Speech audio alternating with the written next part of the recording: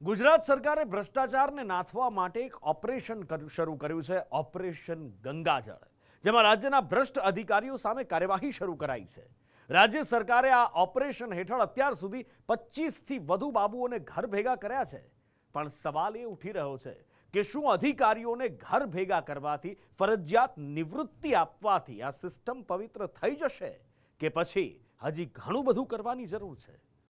સરકારનું ઓપરેશન ગંગાજળ પૂરી સિસ્ટમ પવિત્ર કર દેંગે।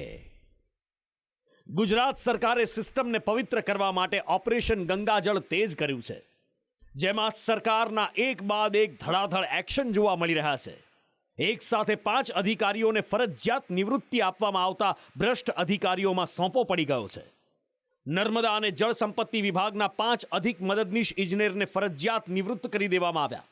જશવંત મગનભાઈ પરમાર, વડોદરા પંચાયત સિંચાઈ વર્તુળ; પ્રદીપ વજાભાઈ ડામોર, સરદાર સરોવર નર્મદા નિગમ લિમિટેડ; શૈલેષ પ્રતાપભાઈ દેસાઈ, સરદાર સરોવર નર્મદા નિગમ લિમિટેડ; બાબુ રામાભાઈ દેસાઈ, સુજલામ સુફલામ વર્તુળ; અરવિંદ ભીખુભાઈ માહલા, સુરત સિંચાઈ વર્તુળના ઇજનેર, જેમને નિવૃત્ત કરી દેવાયા છે। અત્યાર સુધીમાં સરકારે ઓપરેશન ગંગાજળ હેઠળ 25 અધિકારીઓને નિવૃત્ત કર્યા છે। આ અધિકારીઓ સામે નિવૃત્તિ બાદ ખાતાકીય તપાસ ચાલુ રહેશે। આવો જ એક ભ્રષ્ટાચારનો ખેલ સુરતમાં પણ ખુલ્લો પડ્યો। સુરત મહાનગરપાલિકાના કાર્યપાલક ઇજનેર કેતન દેસાઈ MOU કર્યા વગર ટેન્ડર ખોલી ભાવતાલ કરી ઉદ્યોગોને પાણી પૂરું પાડવામાં મદદ કરી રહ્યા હતા, જે મામલે તેમને સસ્પેન્ડ કરવામાં આવ્યા છે।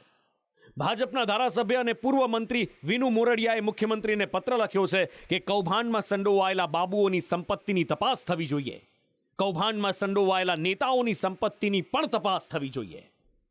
મારી રજૂઆત એટલી હતી કે એમની સામે કડક એક્શન લેવા જોઈએ અને એમની જે અત્યાર સુધીની જે એમની નોકરી છે, એમની અંદર એણે કરેલા કાર્યો છે, એમાં એણે શું શું આર્થિક લાભો મેળવ્યા છે અનઓફિશિયલી, એની પણ તપાસ થવી જોઈએ, જેથી કરીને કરોડો રૂપિયા સારી બાબત છે કે કમિશનરશ્રીના ધ્યાન પર આવ્યું, નહીં તો કરોડો રૂપિયાનું નુકસાન સુરત મહાનગરપાલિકાને પહોંચાડવા આ વ્યક્તિ જઈ રહ્યા હતા।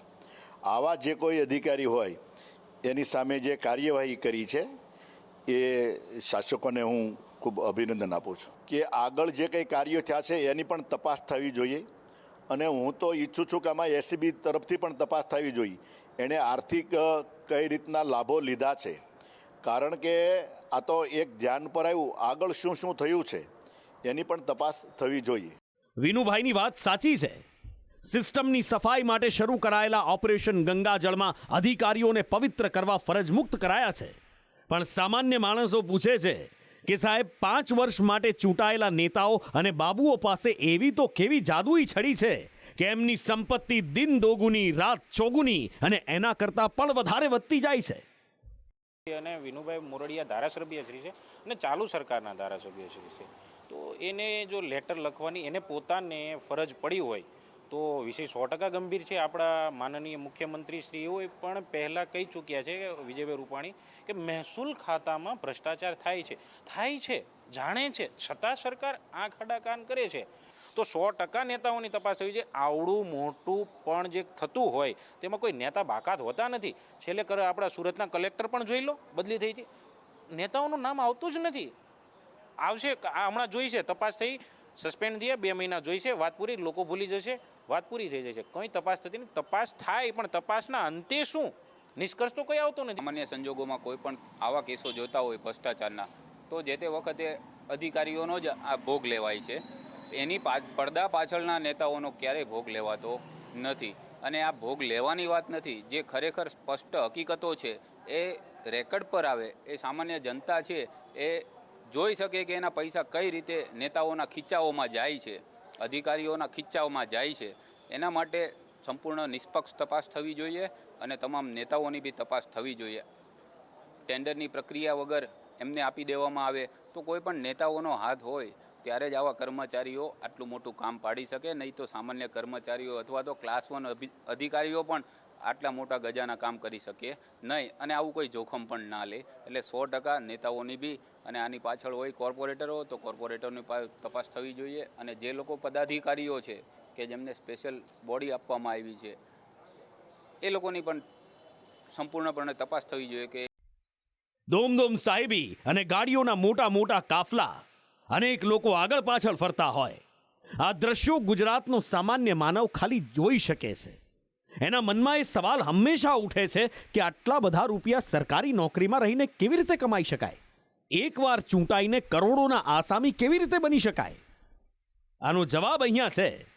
સિસ્ટમમાં બેસીને ખિસ્સાને ગરમ રાખવા મળતિયાઓ સાથે સેટિંગ થાય અને કામ અને દામના આ ખેલની અહીંથી શરૂઆત થાય. ત્યારબાદ આવેલા રૂપિયા લાગે છે ધંધામાં. હોસ્પિટલ, એજ્યુકેશન, રિયલ એસ્ટેટ, આ બધા ધંધાથી કૌભાંડીઓના રૂપિયા વ્હાઇટમાં ફેરવાઈ જાય છે. એટલે કે બ્લેક એન્ડ વ્હાઇટનો ખેલ ખેલાય છે. રાજ્ય સરકારે સિસ્ટમ પવિત્ર કરવાના હેતુથી અત્યારે તો ઓપરેશન ગંગાજળ શરૂ કર્યું છે, પણ એમાં ફરજિયાત નિવૃત્તિ અને ખાતાકીય તપાસની જ કાર્યવાહી થઈ રહી છે. અધિકારી ભ્રષ્ટ છે તો તેમની સામે પોલીસ ફરિયાદ કેમ નથી થતી? એ અધિકારીની સંપત્તિની તપાસ કેમ નથી થતી? આવા અનેક સવાલ જનતા પૂછી રહી છે. ઓપરેશન ગંગાજળ ત્યારે જ અસરકારક સાબિત થશે જ્યારે આવા કુંડળી મારીને બેઠેલા ભ્રષ્ટાચારના બોરિંગ અધિકારીઓ સામે કડક કાર્યવાહી થશે. સરકારે દાખલો બેસાડવો પડશે કે આવા કોઈ ભ્રષ્ટ અધિકારી સિસ્ટમમાં નહીં ચાલે. ઓપરેશન ગંગાજળથી આખી સિસ્ટમ સાફ કરવી પડશે. બ્યુરો રિપોર્ટ, સંદેશ ન્યૂઝ.